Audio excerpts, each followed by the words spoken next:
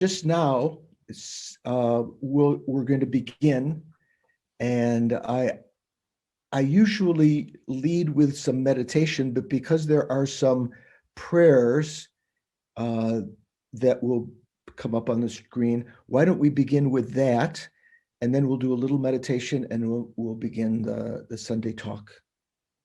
Okay. But am I the Umjeg Venerable, or are you? Yes, yes, you be okay. Umjeg, yeah. So we'll do this in Tibetan. Sangye chodang choki chok namla jangchu bardu dagni kapsu chi dagi chunyen gi peso namgi drola penchir sangye druparsho. Sangye chodang choki chok namla jangchu bardu dagni kapsu chi dagi chunyen gi peso namgi drola penchir sangye druparsho. I go for refuge until I'm enlightened to the Buddha, the Dharma, and the Supreme Assembly. By the merits I create through listening to the Dharma, may I become a Buddha in order to benefit all sentient beings. So we make a short mandala offering for our gratitude for getting these teachings and for making our connection to all our lamas and our teachers. And so we offer the entire universe to them. Saji Paki Juksing Meto Tramri Lingji Ni Degen Padi Sangye Jindu Mikte Uargiruku Namada Jingla Chuparsho. O holy and perfect pure Lama from the clouds of compassion that form in the skies of Abhidharmakaya wisdom, please release a rain of vast and profound Dharma in accordance, precisely in accordance with the needs of those to be trained. Idam Guru Ratna Mandala Kam Niryatayami. Thank you, Venerable. Thank you. Okay. So good to see you guys this morning. There we go. So good morning. Some other people coming in. Jean is there. Maybe Marshall is eating some brown food. Victor, Larry, Ida, I see most of the people we had. So good morning. My name is, my Tibetan name is Gelong Tupten Sultrim, but because that's a bit of a tongue twister, you can just call me George, which is my lay name, George Churinoff. So sometimes people say Monk George. So rather than using all sorts of words we don't know. So it's good to see you. We're going to be talking in the several Sundays from now and for a couple of Sundays or few Sundays or several Sundays, depending on how long it takes for Venerable Geshe Sherab, the resident teacher, to recover enough and to get close to internet enough to be able to do that. So we're going to be talking during this time in general about Buddhism, but particularly based on a text. This is one nice book that you might like to get if you want to study it in more depth. Here it's called The Three Principal Aspects of the Path. This is by Geshe Sonam Rinchen. You can find on Amazon.com and translated by his faithful translator, Ruth Sonam, who is actually I think she's British, but she was married at one time to someone who had the last name Sonam. So she has Ruth Sonam. Very good translation and commentary. You can also, if you already have, you can find the text in The Door to Liberation, by Geshe Wangyal. And you can also find it in Robert Thurman's biography of Lama Tsong Khapa. You can find it many places. So the root text, we're going to be talking about it with some commentary to the verses. And just to give you an idea, this text was composed by Lama Tsong Khapa, who is the founder of the tradition that the FPMT sort of embodies, the Gelugpa tradition. This was back in the 1300s, right? Not Lama Yeshe, Lama Yeshe and Lama Zopa Rinpoche formed the FPMT, Foundation for the Preservation of the Mahayana Tradition. But the basis is the Gelugpa tradition, which was founded by Lama Tsong Khapa. And this is a biography of Tsong Khapa, which has come out recently by Geshe Thupten Jinpa. I don't know, can you see that? You can also find that on Amazon or your bookstore or Barnes and Noble, wherever you buy things. And this is very good. The reason I'm showing you this is that near the end of the book, there's a chronology. And although he doesn't mention when Lama Tsong Khapa composed the three principal aspects of the path in the main text, in the chronology at the end, he mentions that in 1398, not, quite, Lama Tsong Khapa passed away some years later, 1419. So this was still, 20 years before, or almost 20 years before. He composed two short texts in 1398. The second of which is called the three principal elements of the path. So Thupten Jinpa translates it as three principal elements of the path. Some people translate it as the three principal aspects of the path. Some just say the three principles of the path. So don't get confused. We're talking about the same text. Lama Tsong Khapa was urged by Manjushri to write another text on the stages of the path, because he had already written a short Lan Rim, a medium Lan Rim, and a long Lan Rim, the Lan Rim Chemo, the great stages of the path. But Manjushri suggested that Lama Tsong Khapa use these three principal realizations that we have to achieve in order to escape from cyclic existence, in order to achieve enlightenment. They are renunciation of cyclic existence. When we talk about the three principles, renunciation, the development of bodhicitta, bodhi mind, whatever you like to call the altruistic wish to achieve enlightenment for the sake of others, and the wisdom that realizes emptiness.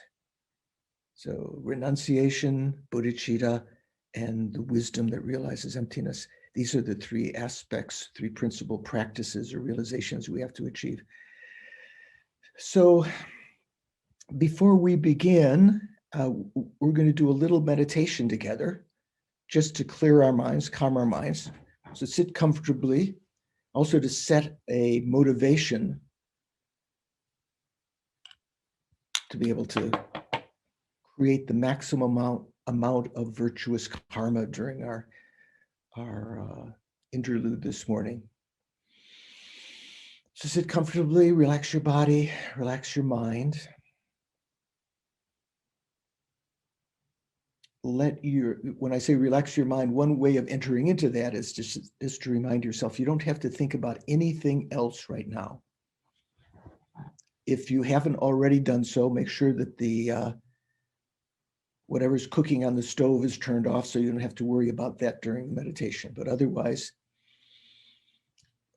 place your concentration, first of all. Watch your breathing. It's referred to placing your mindfulness on the breathing in front in many sutras. Don't control it, just watch it.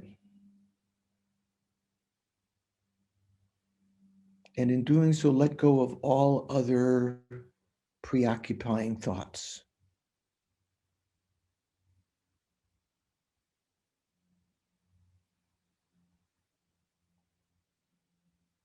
Watch when you're breathing in, recognize it as breathing in mentally.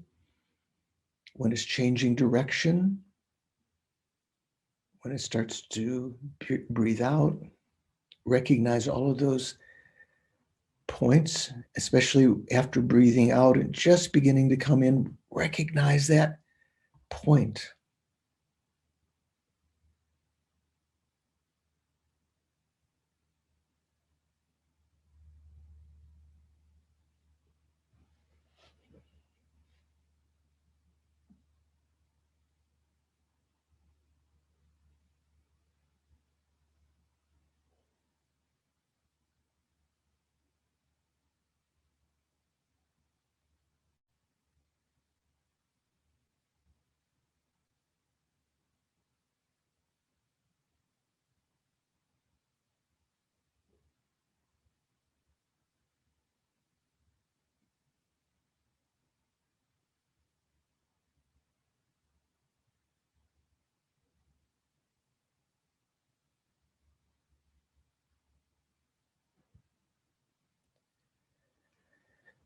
Once you begin, you may notice your mind kind of multitasking. One of my friends says multitasking, thinking about other things. So recognize that and stop thinking of those other things. Invest that energy instead into the, what we say, enterprise of watching, being aware of your respiration.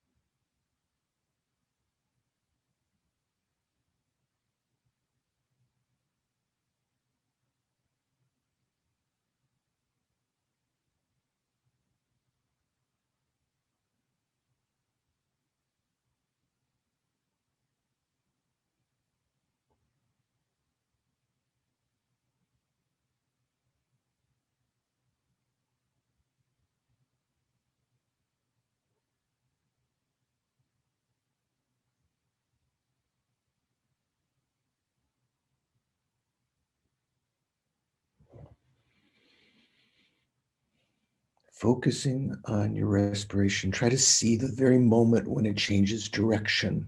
That is, keep your mindfulness all during the process, but especially at the endpoints when it's changing and the breathing is slowing, there's the sort of opening for your mind to play and think about other things. Try to watch the whole cycle.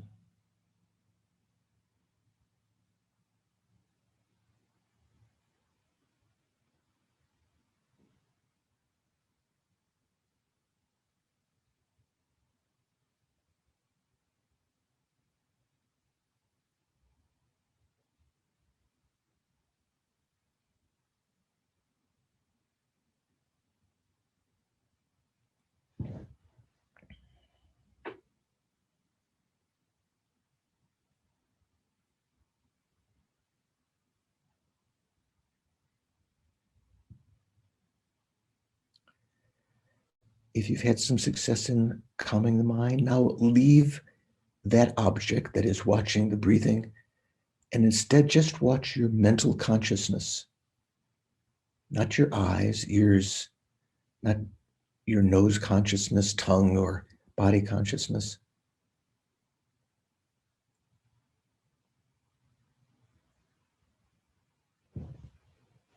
You may notice that there are thoughts or images there, memories, plans.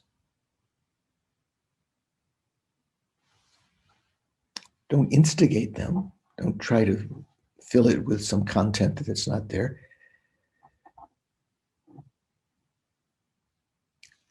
You can think of these various objects of thought as like clouds in the spaciousness of your mind.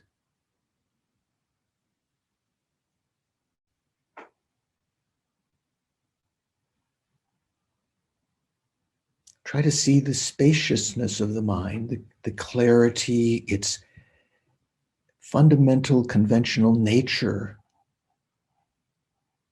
around the thoughts, and even where the thoughts are, the mind is unobstructing. It's not something you see with the eyes or imagine as some color or spaciousness that might be an object of eye consciousness. It's something that you know with your wisdom.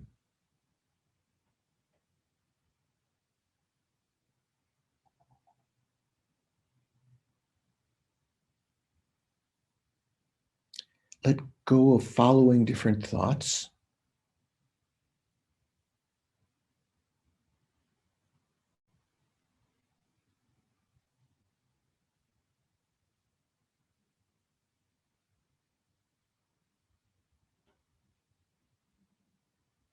See if you can concentrate on that spaciousness of the mind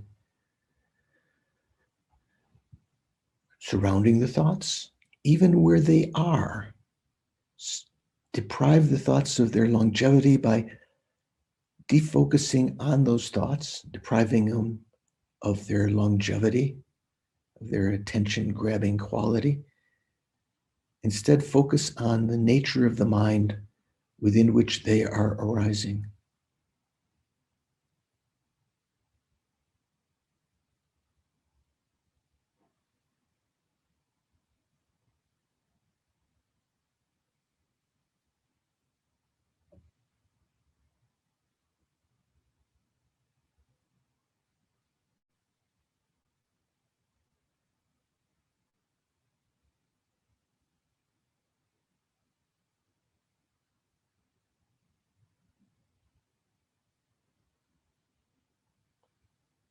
It's not as though you're imagining something that's not there, some clarity of the mind.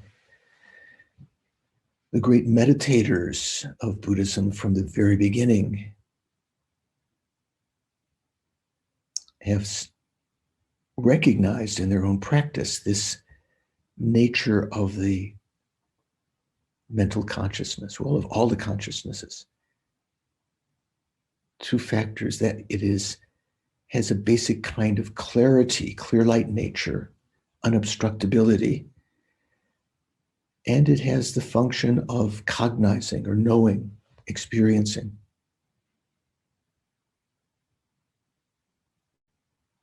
Here we're focusing on the clarity nature of the mind.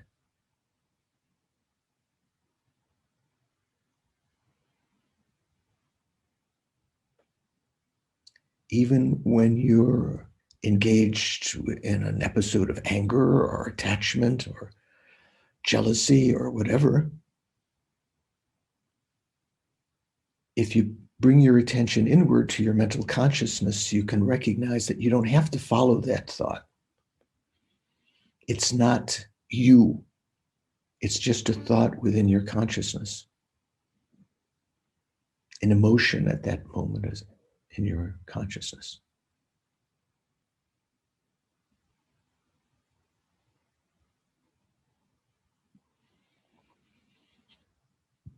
Here,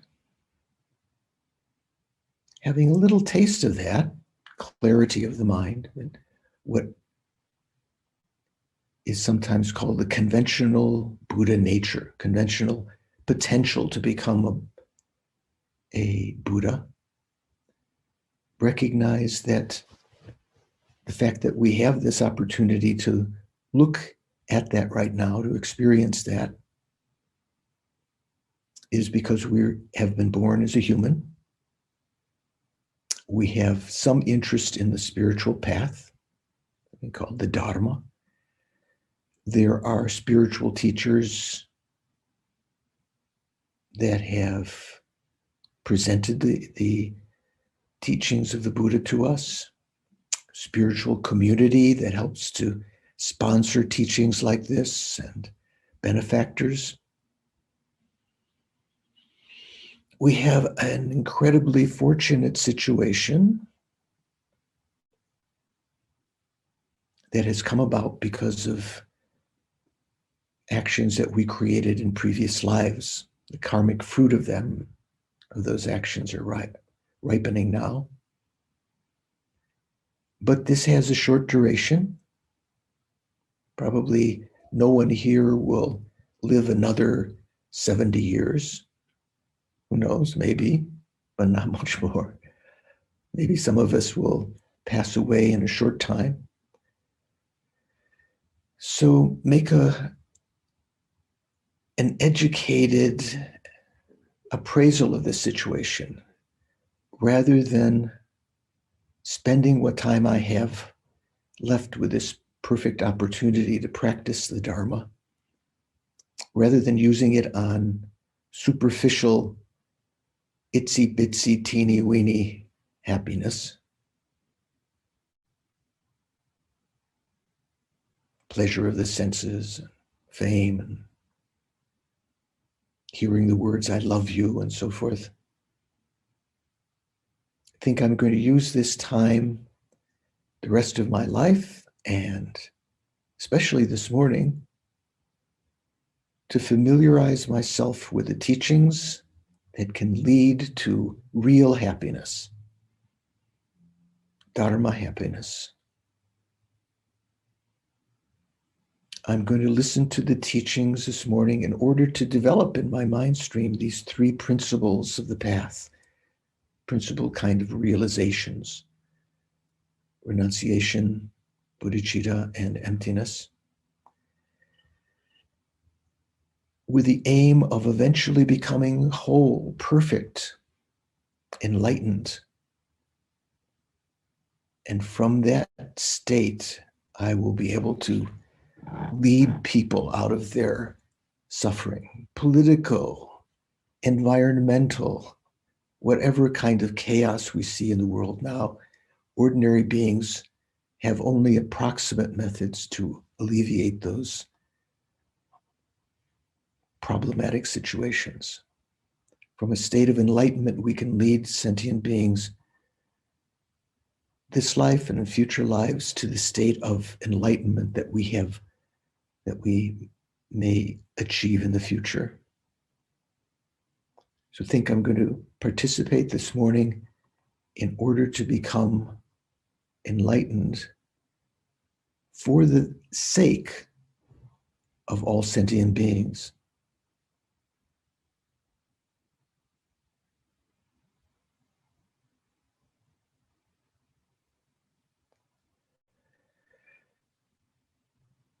Then relax, bring your attention back to the present, and tell me, is there anything you'd like to note about that meditation or the motivation or the clarity of the mind? Is breathing meditation, does all make sense?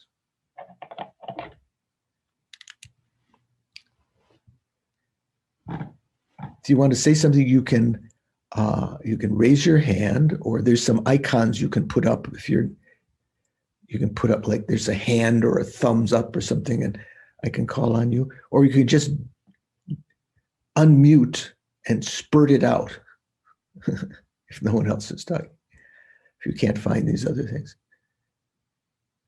Everyone okay? Okay. So, I mentioned we're going to be talking about these three principal realizations that were written about by Lama Tzong Khapa. I think there are something like, I can't remember, 14 verses, right? 14 verses. And so we'll try to cover a couple of them over the next couple of weeks, maybe 2 months, depending on when Geshe Sherab comes back. And just to mention to you, those of you who have heard Geshe Sherab, who are students of the center and are he's your teacher.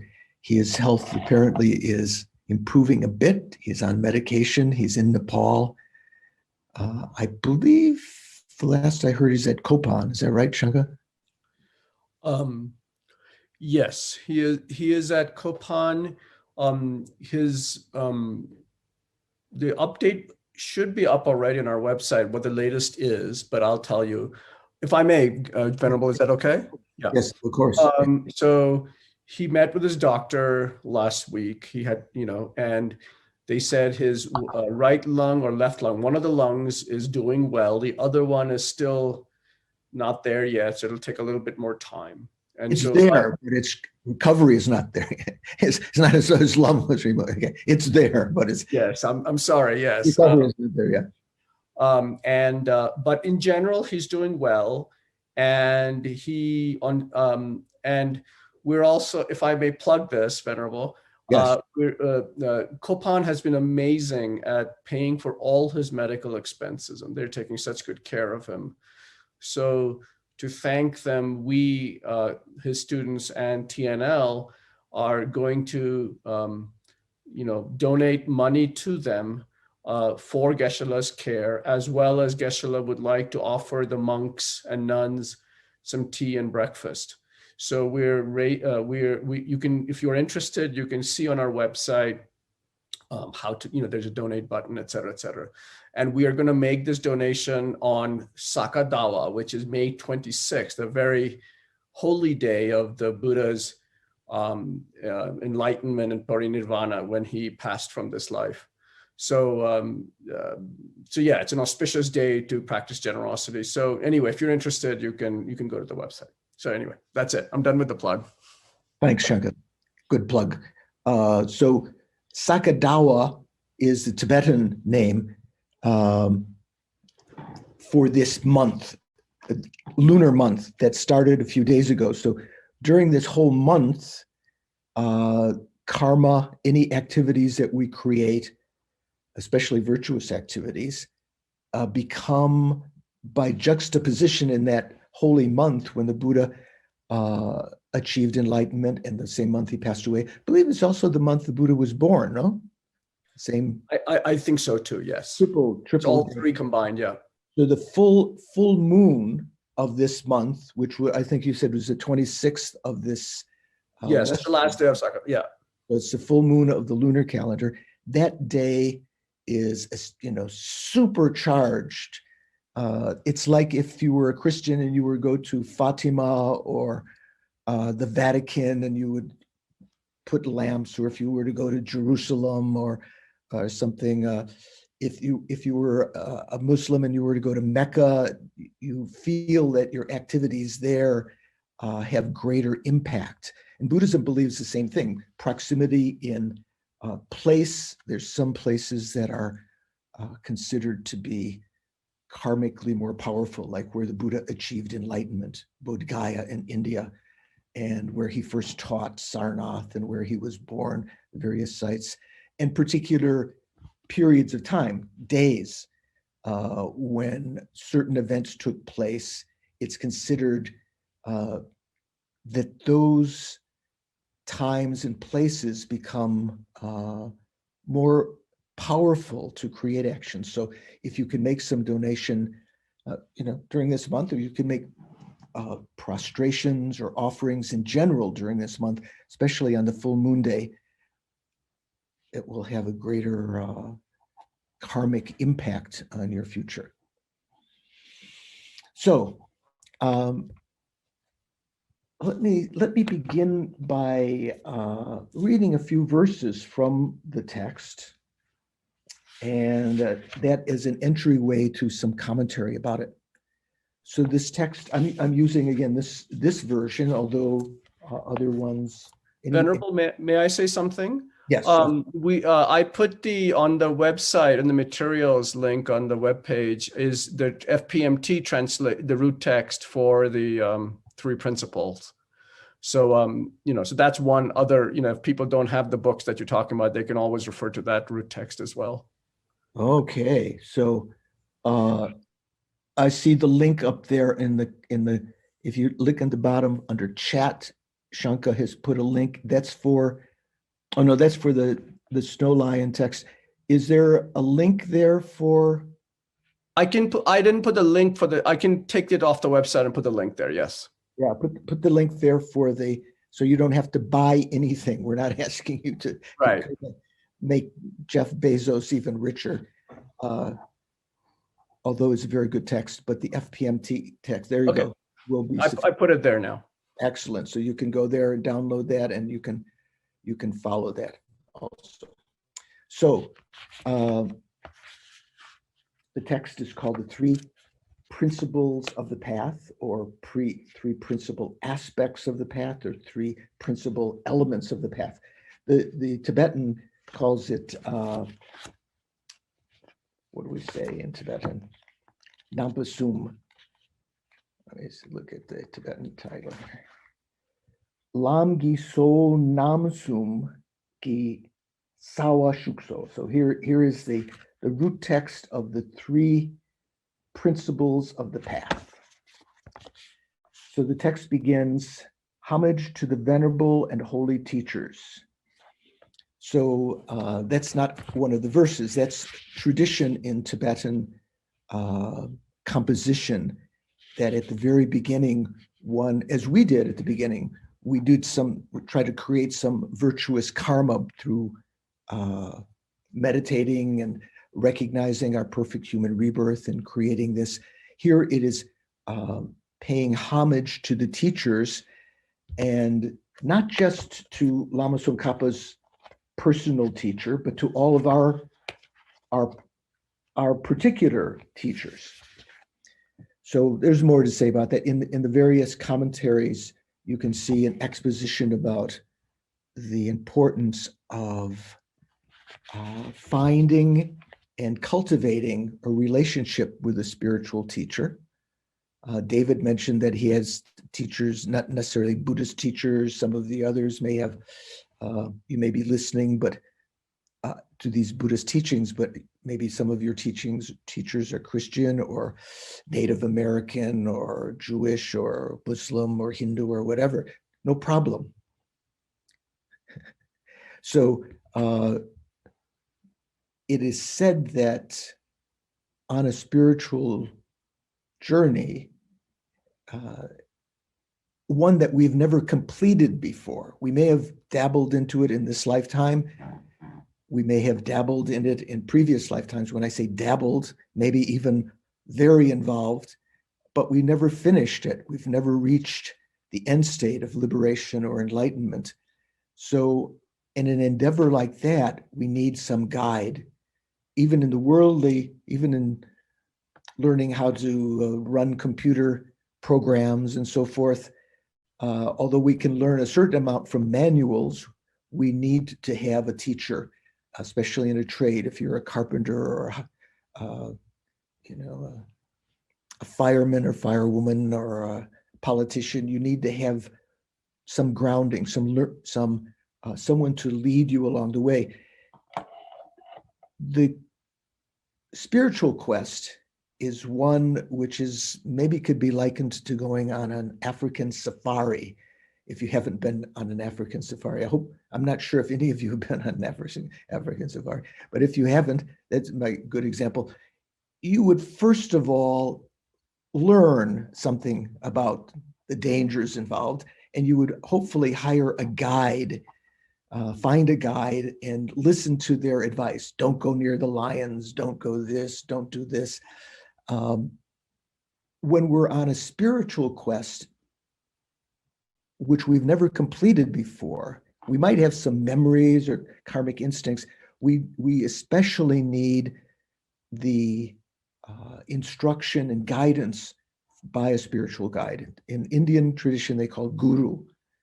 What in the Vedic tradition these days they call swami.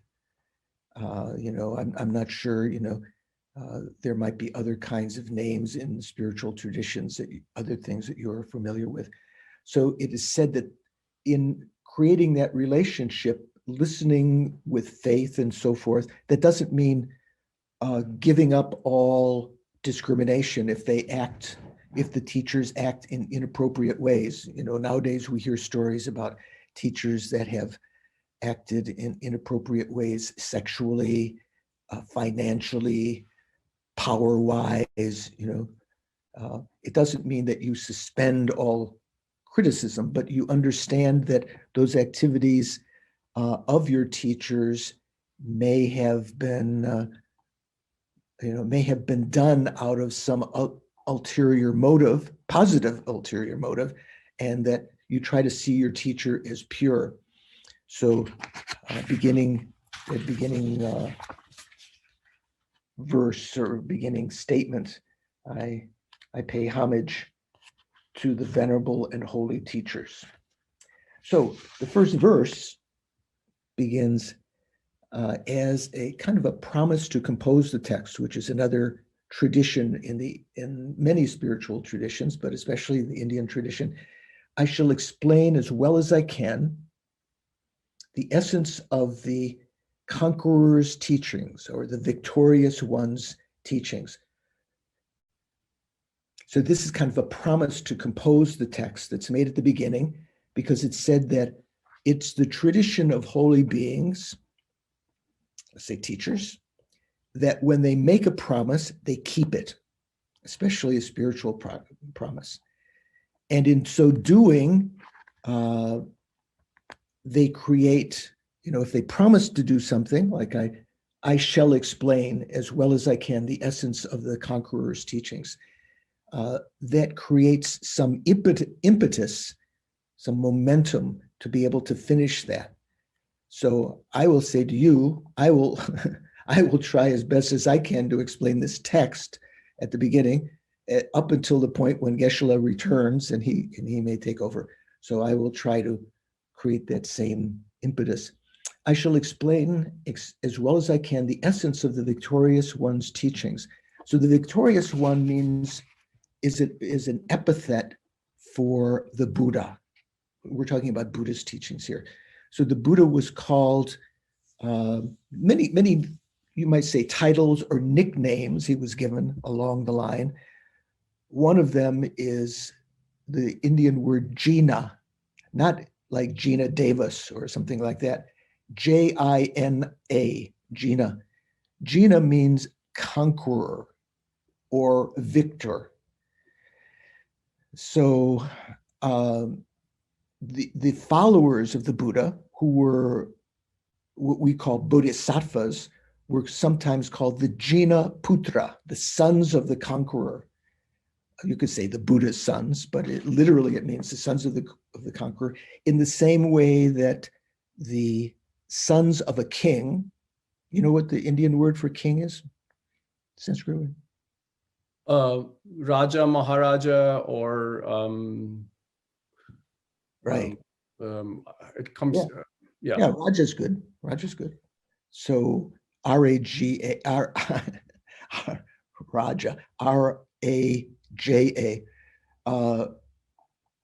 The sons of a king, or especially, although the daughters could also be called that, were called Rajaputra. So the princes that were going to become king eventually, or at least they were in the line of succession, they were called Rajaputra, the sons of the king. So modeling on that, the bodhisattvas are called Jinaputra, the sons of the Jina, the sons of the conqueror. What did the Buddha conquer? Did he conquer India, Sri Lanka, Nepal? No, he conquered his own faulty states of mind. He conquered all of the delusions in the mind. When I say delusions, I mean the anger, attachment, ignorance, jealousy, pride, low self-esteem, depression. So the mind was, he had eliminated all of the faults from the mind. So he was called the conqueror.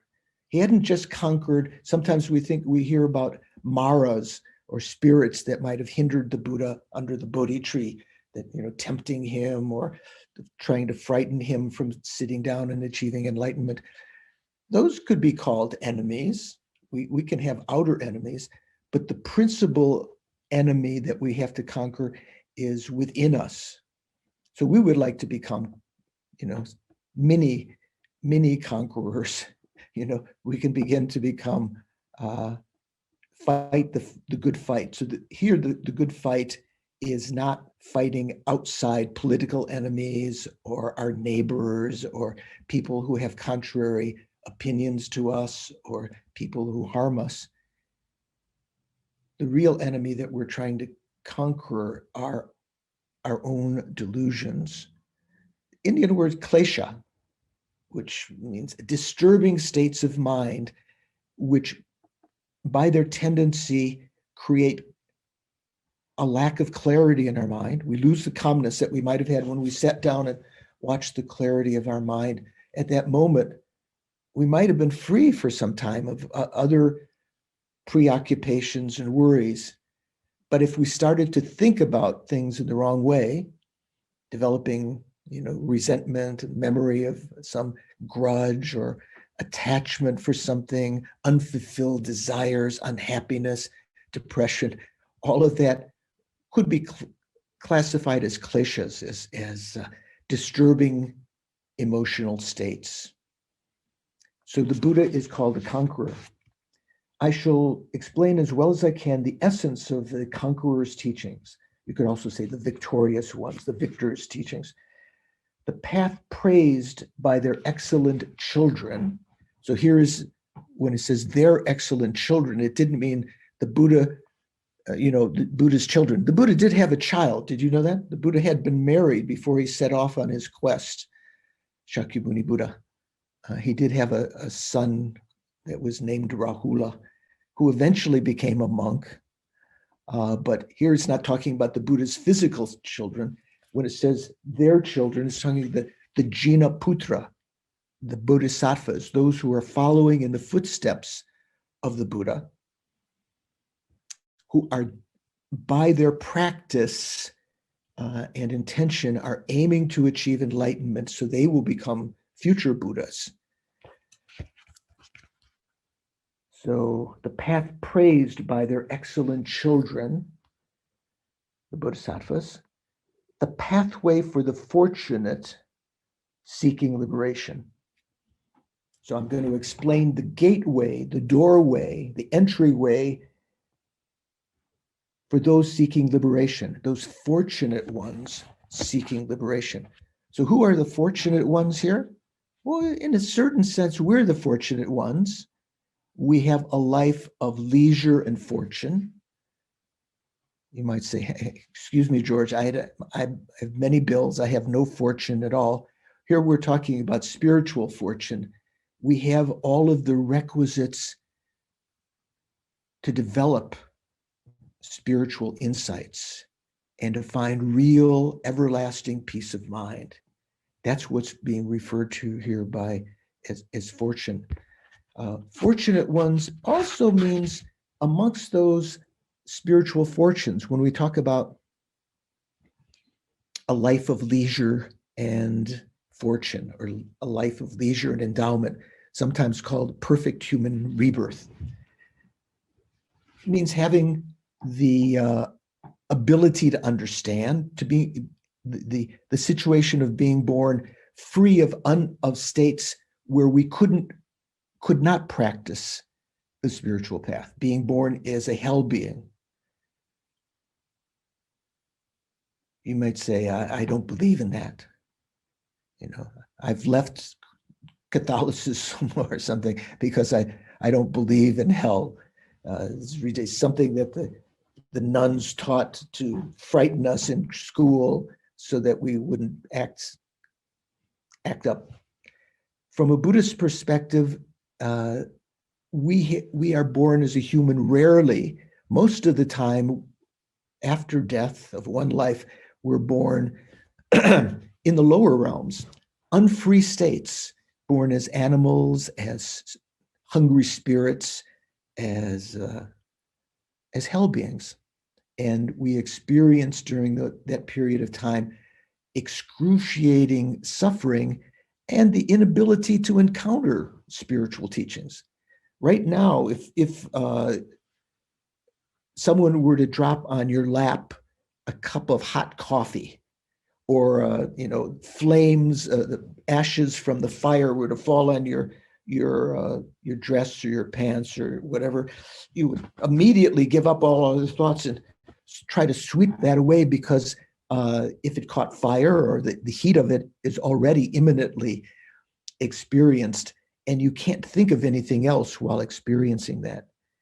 So we are separated right now from the unfree states to practice the Dharma. We have a human rebirth. We are born at a time when the Buddha has the teachings that the Buddha gave are still existing. That the Buddha did. We have a memory of the Buddha having, our history of the Buddha having taught in this world. Those teachings still exist, and we have an interest in practicing the teachings. All of these factors together, this constellation of factors, if you want to investigate, you can study some of the texts. We talk about freedom from the 8 unfree states, hell beings and so forth.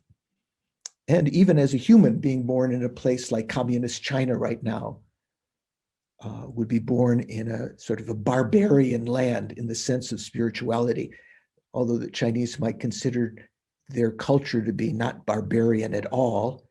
From a spiritual point of view, not having the freedom to pursue the spiritual path, teachings having to be given in secret, if given at all. I know some of the Tibetan lamas who went to China in the last decade, having to give their teachings totally in secret to a small group of people in a little room where no one publicizes it, for fear of the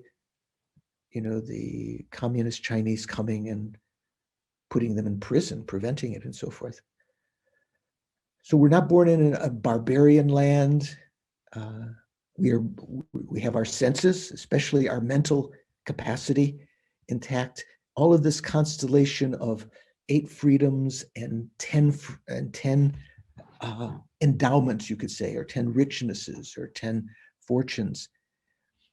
So in one sense, that's what's meant here by the fortunate, the gateway for the fortunate seeking liberation, because those beings in unfortunate states are not at this time able to enter into this gateway that leads to spiritual development.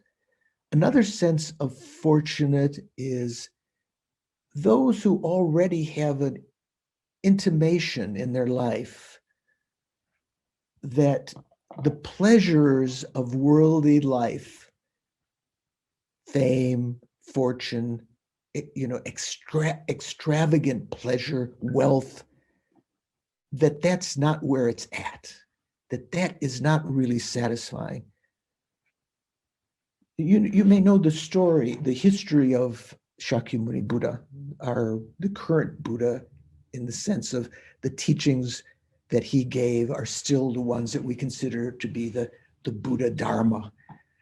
That Buddha was born something like 2,500 years ago in sort of the northern part of India, in Nepal, a place called Lumbini. His parents were royalty, local royalty, whether, not like kings and queens of the whole earth, but royal family. He was a prince, and what was I thinking? I forgot what I was saying. So he left that opulent life, which his father and say the ministers wanted him to embrace, like the patriarch of a family wanting their son or daughter to go to this school and that school and to sort of follow on in the same thing. But the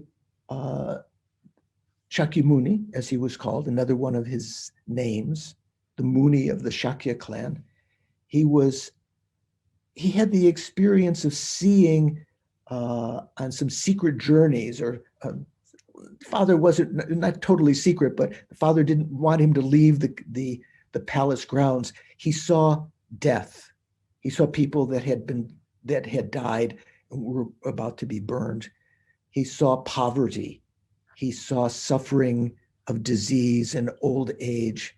And he also saw some people who seemed very, very calm, what we call sadhus, sort of religious people with different colored clothes, calmly practicing.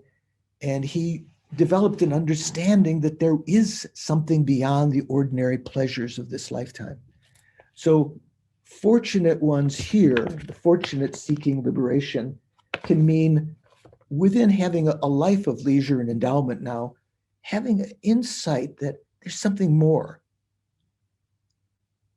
There's some kind of spiritual happiness that is attainable, and the state of mind that then gives up the incessant craving and preoccupation with the appearances of this lifetime, even in the middle of a pandemic, recognizing that all is not, although there's a lot of fault and worry and suffering in the world, a state of mind that can help personally to transcend that and to keep one's aim on the spiritual path. So again, I shall explain as well as I can the essence of the conqueror's teachings, the Buddhist teachings, the path praised by their excellent children. So the path praised not only by the Buddhas themselves, but by their disciples who have entered into sort of tasting those teachings, experiencing them, metabolizing that, so to speak, taking those spiritual realizations to their fruition, and having experienced that kind of liberation and enlightenment. The gateway for the fortunate seeking liberation. So these teachings that we're going to be talking about are the whole path that leads there. It's sort of the gateway that leads to liberation. The gateway, but once we enter the gate, we have to tread the path. It's not enough just to enter the gate. We have to put it into practice. It's like, not just seeing the food on the table, the teachings, reading about it, or, but actually tasting it and assimilating it. Here, tasting it means putting it into practice in your meditation. Okay, so a lot of friends coming, children coming to Christopher Harris's house there. Friends, or maybe children? Was that your daughter? Yeah, okay, so good. Embraces there. So let me start with the next verse. This is kind of like a promise to compose, sort of like the anticipation of what's being given. This is this sequence of teachings is the doorway to the fortunate one seeking liberation. Liberation from what? Liberation from the faults, the inner enemies of our mind. We can still be here in the world. It's not like when you're liberated, you go off to nirvana, that's someplace else. Like you take the bus to nirvana and you're no longer, George is no longer here, Shanka is no longer here. It's not like that. Inner liberation. Second verse says, unattached to the joys of worldly existence, striving to use well the freedoms and riches. This is what I talked about here, freedoms and endowments, freedoms and richness, a life that we have right now, that we have found as a human being, having these freedoms and all of the necessary cooperative conditions to practice the path. You don't need to have a condominium. You don't need to have a big bank account in order to think, oh no, now I can practice. Until I have all of these requirements fulfilled, I won't be able to practice. It's not like that. We have right now all of the freedoms and riches that we need. Unattached to the joys of worldly existence, striving to use well their freedom and riches, trusting the path that pleases the victorious ones, the conquerors. Fortunate ones listen with a pure mind. So this is what's called encouragement to listen. Sort of in the Buddhist tradition, we have oftentimes at the beginning of a text or a lecture, one will make a homage to the teachers. One will make a promise to compose or to complete a set of teachings that we talked about before. And here one will extol the listeners to pay attention, listen well. What's going to be explained is important and useful, so pay attention. So what do these words mean? Unattached to the joys of worldly existence. All of the things that we ordinarily, when we're not in a meditative or spiritual state, that we're concerned about, the ordinary joys of what we call cyclic existence, worldly existence. Cyclic existence means that a state of mind, a state of being in which we are under the control of our delusions, self-interest, anger, attachment, and so forth. And as a result of that, we create actions which will have repercussions on us in the future. Not just, repercussions like shouting out at someone, saying obscenities to someone, or road rage or something, where you will have immediate kind of confrontation with the person whose car you've cut off or whose car cut you off or something like that.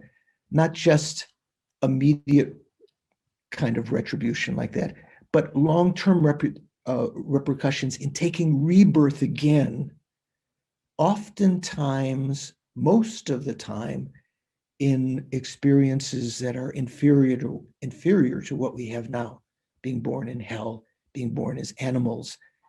Although you may love your dogs and cats, you might sometimes you think, oh, to be born as a cat would be nice. They're so clean.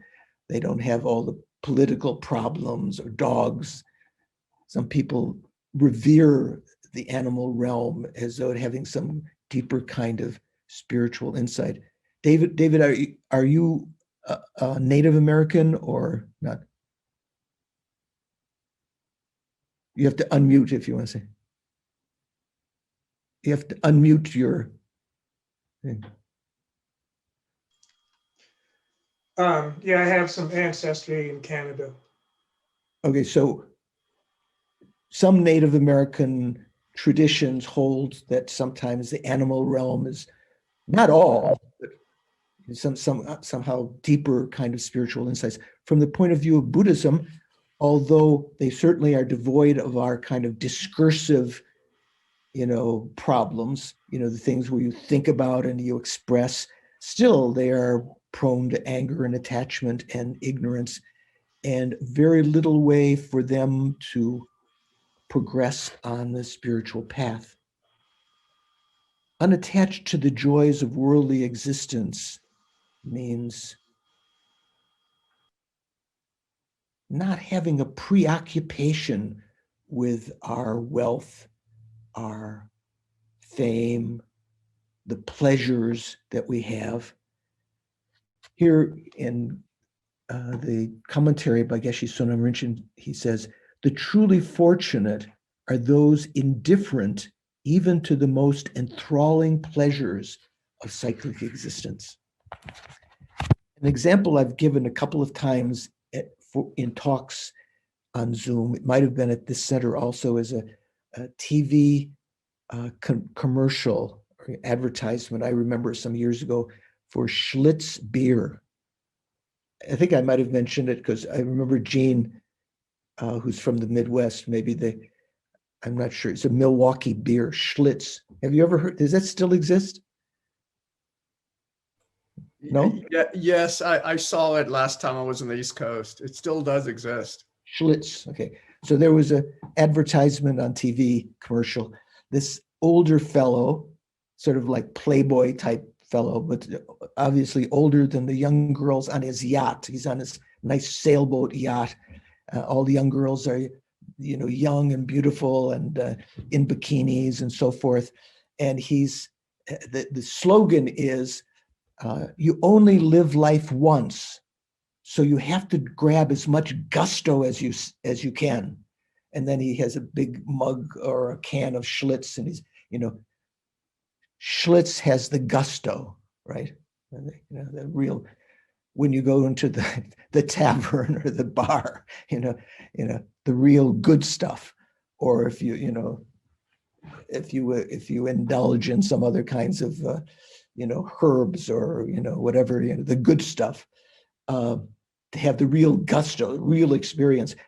From a spiritual point of view, if you really think about it, none of those experiences have brought you lasting pleasure.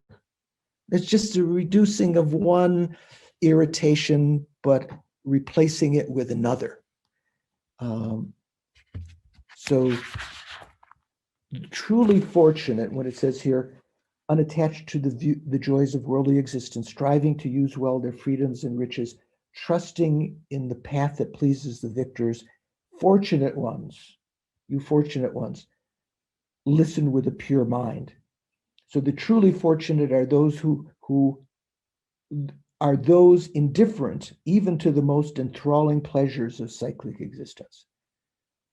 So if you can give up, if someone were to offer you money, which I get oftentimes, because I bought a product on Amazon once and I wrote a nice review about it, I get emails from them saying, if you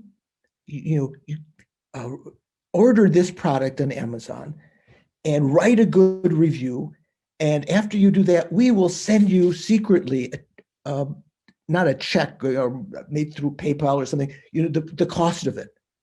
Even if someone were to offer you enthralling pleasures to do something that was shady, leave me out of that. Even though you recognize that it is not good. The truly fortunate are those indifferent even to the most enthralling pleasures of cyclic existence. Recognizing the rarity and value of a human life in which they enjoy many freedoms and riches, they are single-minded about attaining liberation. As single-minded as someone whose hair caught fire would be about extinguishing it. So if, who has nice hair here? Well, David has his nice ponytail. Charlene, if someone were to accidentally drop a cigarette or cigar on Charlene's head, and she would be single-minded about putting that out as soon as possible for fear of losing everything. They feel a strong conviction regarding the path to enlightenment, the path which the Buddhas delight to see us follow. Do we meet these criteria? What does indifference to the delights of cyclic existence mean? We need to neither destroy our pleasure in them nor ignore them, but must overcome our addictive craving to them. So from a Buddhist point of view, it's not as though you can't taste good food. Someone offers you, some delicious food or some nice experience, and you say, no, I'm a Buddhist, I can't have that. You can indulge in these pleasures, but to recognize that they themselves won't really, they're not, the pleasures that they engender are not really satisfying. They won't get you out of cyclic existence. They won't solve your problems. Even if you miss them, you miss the chance to go to the party or the fete where people are given awards. You didn't really miss anything. You wouldn't be now any happier had you had that.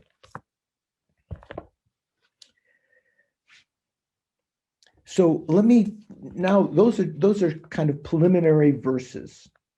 One was the interlinked with the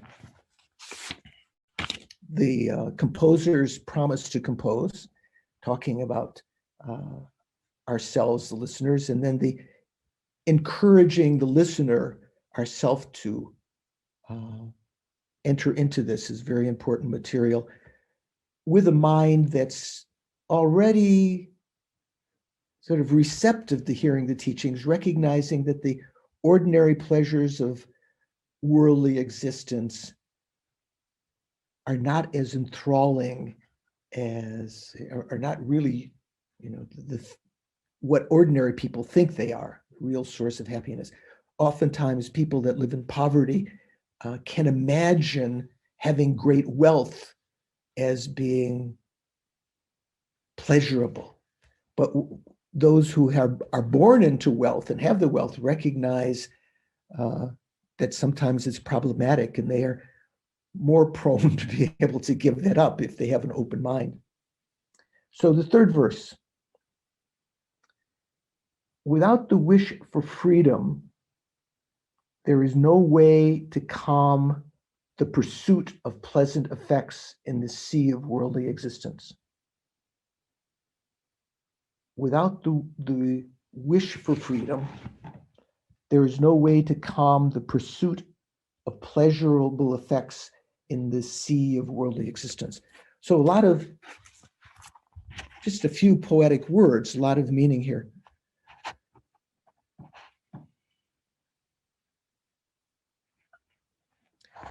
So if you are imprisoned,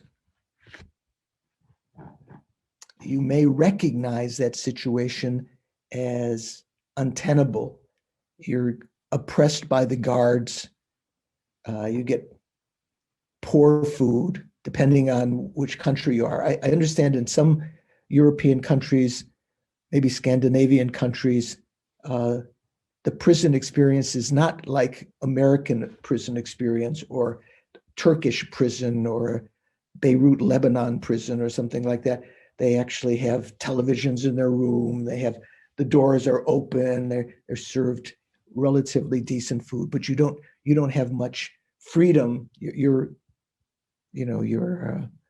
still in prison. But generally, if you are in a prison and you've lacked your freedom, you don't have the pleasures, you're treated in ways that are inhumane, other prisoners may accost you, and so forth, you can develop a wish to escape from this. If someone who goes into prison many, many times, some people think it's not so bad because they don't recognize what would be available to them if they were free. Can you imagine that? Does that resonate with anyone? I can't tell if Caroline's, oh yeah, I see her face is always, I wasn't sure whether she was live or that was a photo of Caroline. So there was a movie some years ago with a famous Italian comedian. You know the one I'm thinking of, that he and his son are incarcerated in a Nazi camp. What's it? Life is Beautiful, I think, right? Do you know that one? Yeah, David's seen that one. Anyone else seen that movie? No? Oh, a couple people. Okay. So I would recommend that very highly. Gene, if you haven't seen that, you have to watch that with Marshall. Get that on Life is Beautiful with Bellini, I think his name is. So the idea is that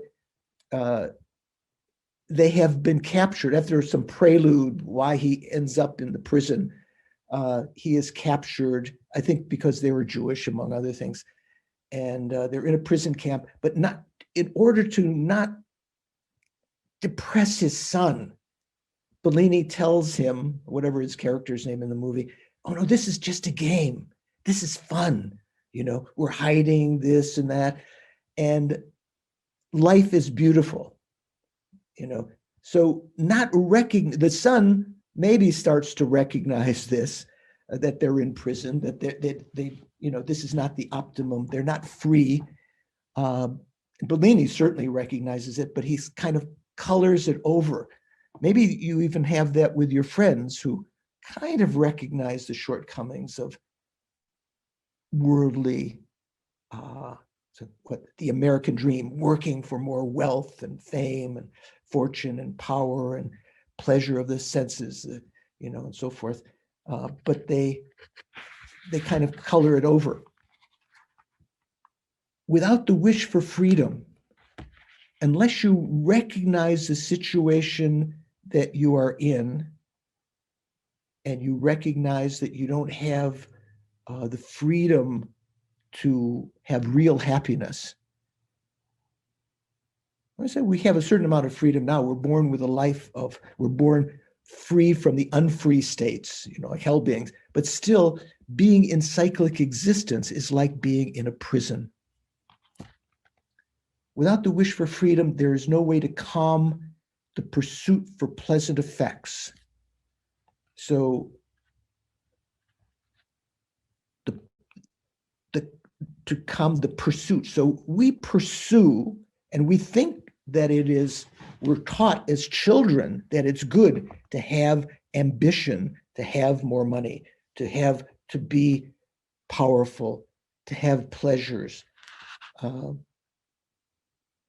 don't know. Sometimes when I hear people talking about the American dream, I'm appalled, because I think oftentimes that pursuit for pleasure, pursuit for the pleasurable effects in the sea of worldly existence.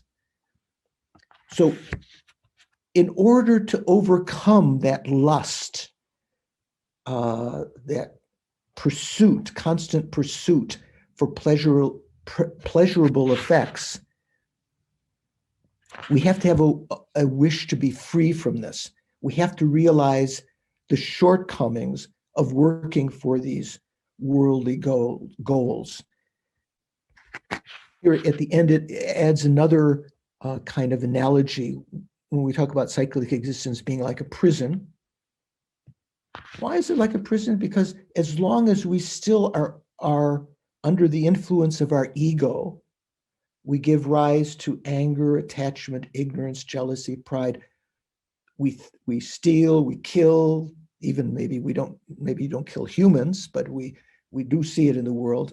Right now, there are bombs being dropped on Palestine and rockets shooting into Israel, killing one another. There are people killing one another all over the world.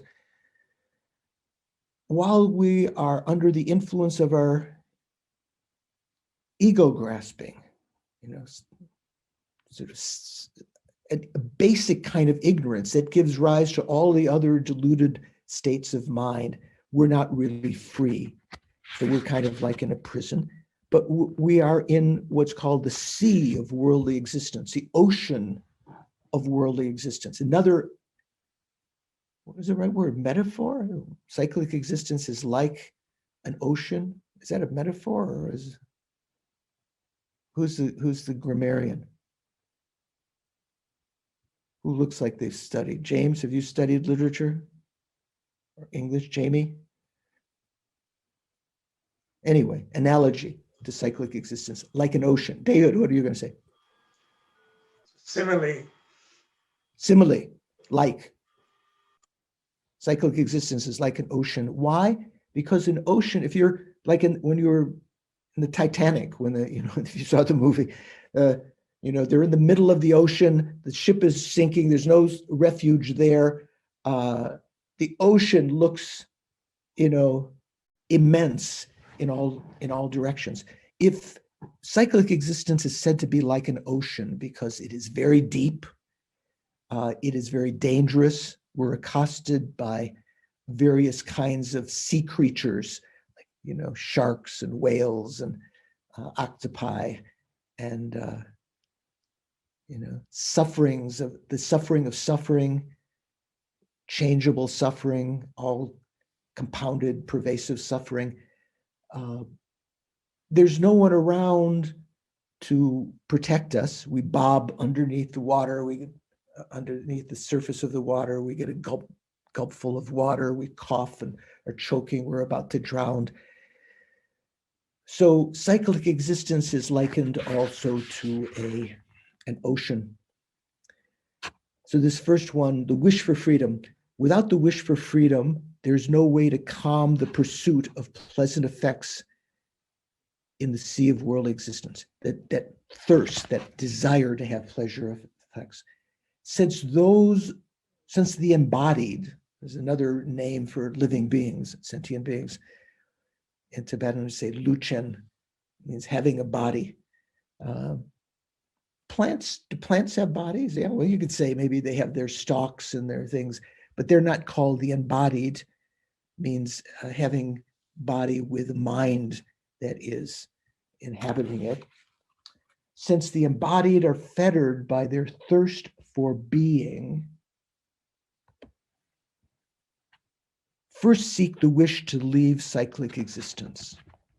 So here we're talking about the first of the three principles of the path, renunciation. The wish to leave cyclic existence. So it says, since those with bodies, living beings, are fettered, sort of burdened with their thirst for being. So here, in the Theravada teachings that exist today, of the Buddhist teachings that still exist, some are categorized as the teachings of the elders, from that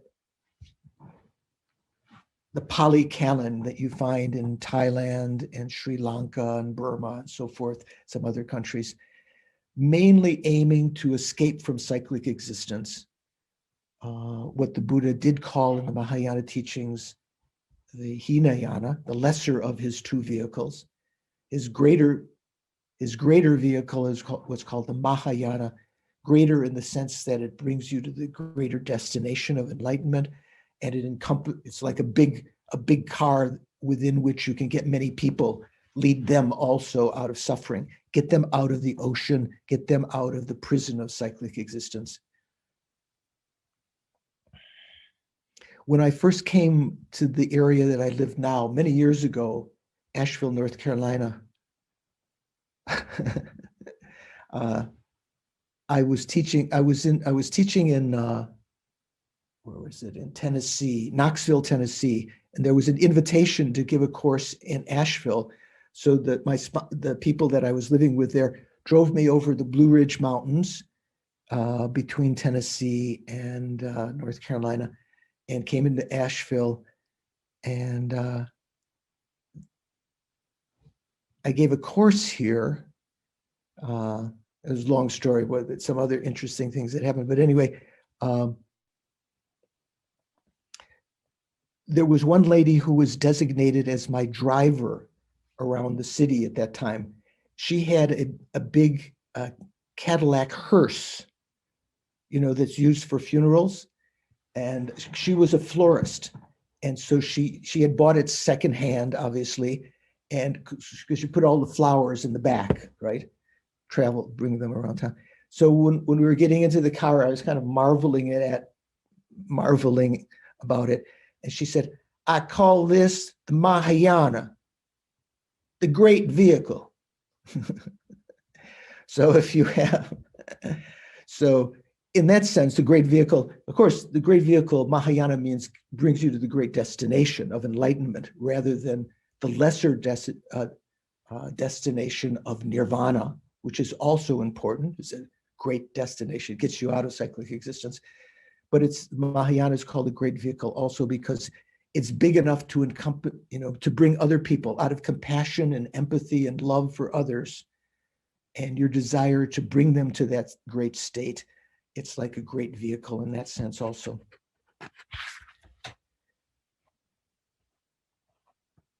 since those with bodies are fettered by their thirst, are encumbered by their thirst for being, their thirst for being famous, being happy, having all these things. But here the sense of being is at the time of death, there is a strong desire to continue living. It's called thirst for being. In the Theravada tradition, the Hinayana tradition, it's said that that's the main impetus to keep us in cyclic existence. Tanha, I think in Pali. Thirst. So it's like if you drink water that is saline, it doesn't quench your thirst, right? You want to have more. So merely having a life as a human being, even having riches, being famous, always want more. It's not like that's the fundamental fault from our side. The fundamental fault is that it's the nature of cyclic existence not to be satisfying. Like the salty water, it can't really quench your thirst. All of the pleasures of cyclic existence. Since those with bodies are fettered, sentient beings are encumbered by with their thirst for being. So it means here, not only the thirst for worldly things that are unsatisfying, but the thirst to take rebirth again. At the time of death, when we talk, if you've heard about the 12 links of dependent origination, at the time of death, karmic imprints in our mind are being activated that might give rise to our next life, because we're craving at that point for continued existence. Those seeds are activated and we take rebirth in cyclic existence again. Samsara, cyclic existence, taking rebirth again and again without control. So the thirst for being has this greater meaning, that sort of basic kind of ignorance that doesn't recognize that we're in prison, almost like the prisoners who get out. What's it called when the reservation? I can't remember. There's some term for the rate at which people who are let out of prison end up in prison again. What's it called? Shaka, do you know the word I'm thinking of? Recidivism? Recidivism, yeah. So there's kind of recidivism, this thirst for being, you could say that. It's like most of the sentient beings who don't have the wish to escape from it want to continue that. So without the wish for freedom, without recognizing we're in prison, there is no way to calm the pursuit for the pleasurable effects in the sea of worldly existence. Since those with bodies, the embodied living beings, are fettered, encumbered by their thirst for being, first seek the wish to leave cyclic existence. So the word in Tibetan for the wish to leave cyclic existence is ngejung. Usually we translate that as renunciation. It actually means the desire to completely escape, to definitely escape. So when we say the wish to leave, that particular word is also referred to when one leaves home on a spiritual quest. The Buddha's great renunciation, Shakyamuni's great renunciation. He was born to a royal family, recognized that there's suffering imbued in all of worldly existence, even fame and fortune and wealth and pleasure. When he left home, that was called a great renunciation. So renunciation doesn't mean necessarily leaving a place and going to another, like what was Aldous Huxley's books that we read in college, The Journey to the East. Did anyone ever read that? Was that Charlene? Were you nodding? Yeah. There's good one to read. So I think it was even made into a movie. So the Journey to the East is kind of like the thought, oh, if I go to India, I'll leave the samsara here in Cincinnati or in Boise or in Santa Fe, and I'm going to go to the mountains, or I'm going to go to the Cherokee sacred lands or someplace, the proverbial journey to the East. That's not the actual renunciation. Renunciation or leaving means a mind that has decided to leave cyclic existence and achieve liberation or enlightenment. That's what's actually meant. So when someone has become a monk or nun in Tibet, they might say, oh, they have left the family life.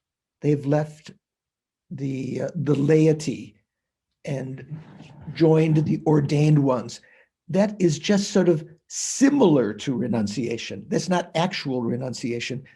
That's a cooperative cause. Maybe going to India or going to Tibet or some sacred place in the East, proverbial East, meaning not, thinking West is kind of like the mundane and the East is something spiritual. Becoming ordained, supposedly leaving the family life or the laity, is just a cooperative cause that can help you to develop actual inner renunciation, the actual wish to leave cyclic existence. So you give up the distractions of the commercial life, family, and so forth.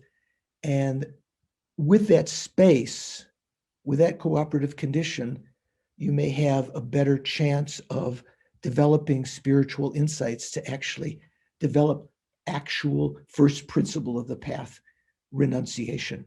So renunciation is a state of mind that, having first seen ordinary cyclic existence as having so many failings, not bringing any lasting peace, again and again, falling in love, leaving, and wanting to be in love again. Sometimes the stories of our lives are like that, rushing around trying to find pleasure but never finding it. So recognizing the nature of cyclic existence is like a prison or like an ocean, desiring the wish to free from that. That's called renunciation. So we'll talk next week more about renunciation, about meditation, these various things.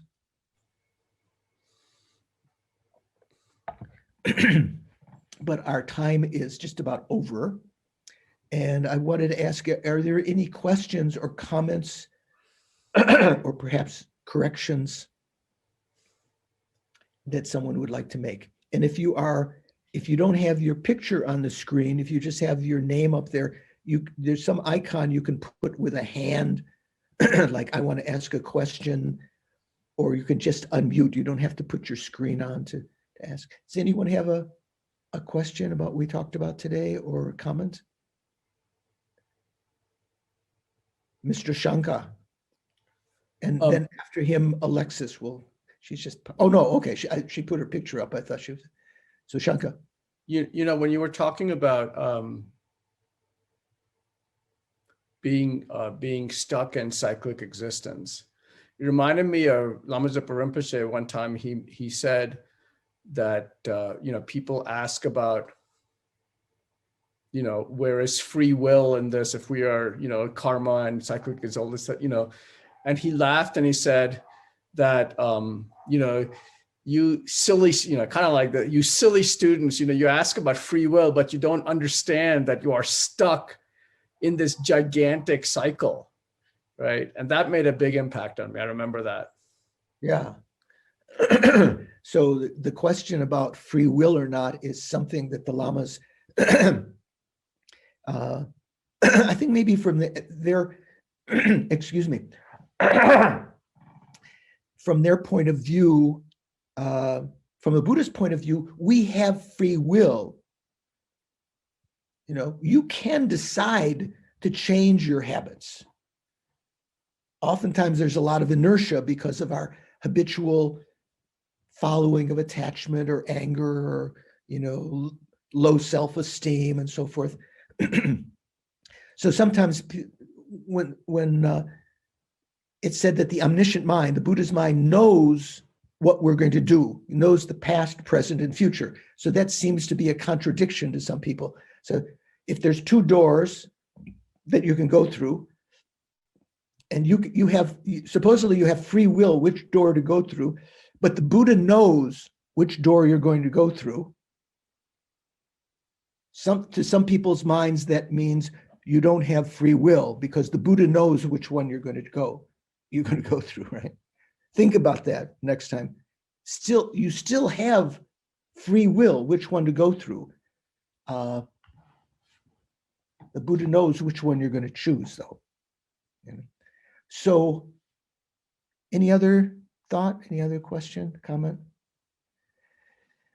So it's said that three important times in any practice: the beginning, the middle, and the end. Beginning, try to create a virtuous motivation that we tried to do at the beginning through the prayers and through a meditation. In the middle, to listen and to concentrate and to perform whatever activity you're doing without being distracted. In the end, to dedicate the virtuous karma that you've created. So I believe, Shankar, you have the dedication prayer, that dedication prayers. Put up. There we go. Shankar, can you lead us? Yes.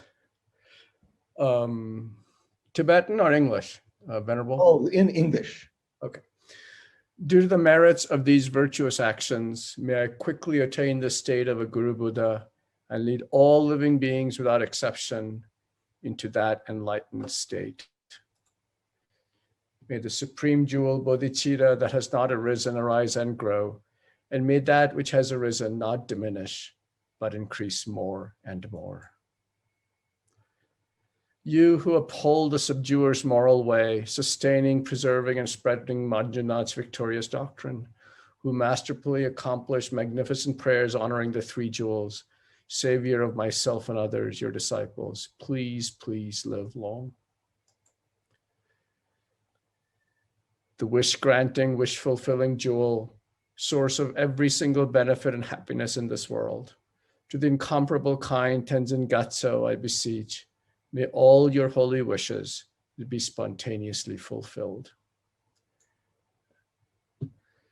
Venerable One, to you whose kindness exceeds that of all the conquerors, for those wanderers in far-off places, especially the West, mindful of your loving concern for us in intentionally descending again into a family of a far distant land, we make this request. O Lama, please, please live long. And finally, we've started Geshe Sherab's long life prayer, which we have discovered in our files. Beloved teacher, leading your students toward wisdom and compassion, explaining through exacting discernment the steps of the graduated path, you are the unequaled guide. Please live a long and stable life. So think in some, may our virtues bring about our eventual spiritual discoveries, accomplishing these three principles of the path to achieve enlightenment for the sake of all others. And one of the other great dedications is to dedicate these merits that all of the suffering that sentient beings are experiencing now due to the elements, the earthquakes, the cyclones and rain and fire, all the natural, the chronic diseases and epidemics that exist due to these merits, may all of these misfortunes be instantly quelled and sentient beings enter into a period of peace where they can practice the spiritual path.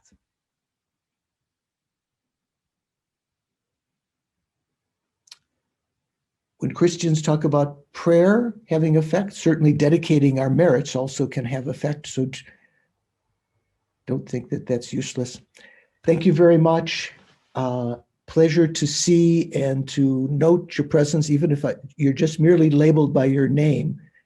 There. Thank you. Thank you.